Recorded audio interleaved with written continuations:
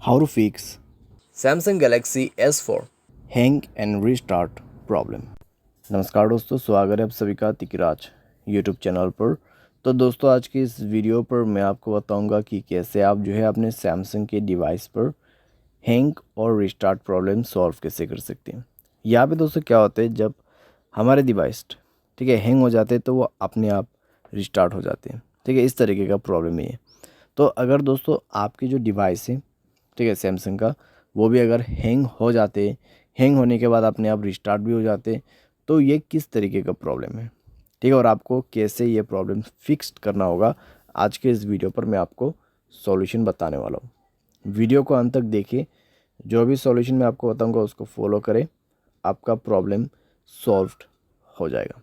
ठीक है, वीडियो शुरू करने से पहले दोस्तों, अगर आपने चैनल को सब्सक्राइब नहीं किया है तो सब्सक्राइब करते हुए बेल आइकन को क्लिक करें। अगर आप ऑनलाइन पैसा कमाना चाहते हैं तो वीडियो डिस्क्रिप्शन पर आपको लिंक मिल जाएगा। किसी भी प्रॉब्लम के रिगार्डिंग पर आप हमें ट्विटर पर फॉलो करके मैसेज करें। तो चलिए दोस्तों, वीडियो शुरू करते हैं। तो यहाँ पे दोस्तों जो हैंग एंड रिस्टार्ट प्रॉब्लम है, ठीक है, तो उसको फिक्स करने के लिए आपको सबसे पहले तो स्टोरेज में से क्लीन अप करना होगा। स्टोरेज को क्लीन कीजिए और मोबाइल पे कई सारे एप्लीकेशंस है तो उसको डिलीट कीजिए। ठीक है, बहुत बड़ा एप्लीकेशंस आप यूज़ करते हैं तो उसका डेटा को क्लियर करके यूज़ कीजिए। इससे आपका जो रैम है वो खाली होगा। ठीक है, और कोई भी दोस्तों एप्लीकेशन जो कि बैड एप्लीकेशंस होगा उनको भी डिलीट कर दीजिएगा। बैड एप्लीकेशन जैसे कि कोई अननोन वेबसाइट से इंस्टॉल किया हुआ एप्लीकेशन, ठीक है, तो उनको डिलीट कीजिए और अपने स्पेस को फ्री अप कीजिए। उसके बाद माय फाइल्स पे जाए और यहाँ पे भी दोस्तों स्टोरेज को फ्री अप कीजिएगा। ठीक है, जब स्टोरेज आपका 40 to 30% एम्प्टी हो जाएगा तब आप अपने मोबाइल सॉफ्टवेयर को अपडेट करेंगे। ठीक है, मोबाइल सॉफ्टवेयर को अपडेट करेंगे। मोबाइल सॉफ्टवेयर अपडेट होने के साथ ही साथ आपका प्रॉब्लम सॉल्व हो जाएगा।